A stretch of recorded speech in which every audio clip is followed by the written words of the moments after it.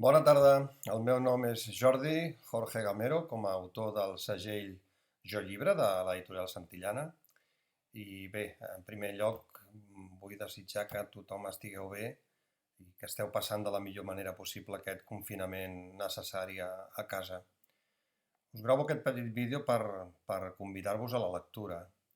Mireu, no conec una millor activitat, una medicina més eficaç per créixer, per madurar, per saber-ne més, per ser més llibres en definitiva que la lectura.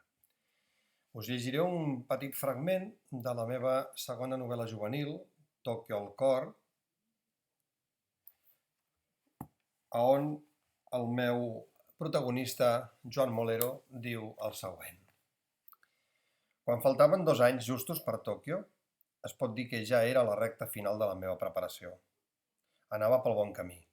Tenia la mínima olímpica, però no podia trencar aquest ritme. Em recordava sovint del que deia Hemingway: continuar és no trencar el ritme. I havia de continuar per aquesta línia tan prima cap al meu objectiu, perquè aquest esport és una mica traïdor. Una lesió, una mala trepitjada, com li va passar al meu pare, un desajust metabòlic, un capritx d'algun múscul, podien engegar a rodar la meva progressió. Darrerament l'Antoni m'havia deixat força en pau, suposo que perquè les coses anaven bé, però amb ell mai no podies refiar-te'n. Les últimes setmanes el vaig veure més pendent de córrer pel seu compte que per mi o per als altres atletes al centre.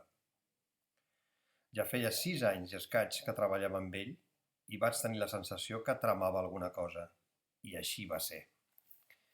Bé, llegiu qualsevol llibre del catàleg, però llegiu. Bona tarda.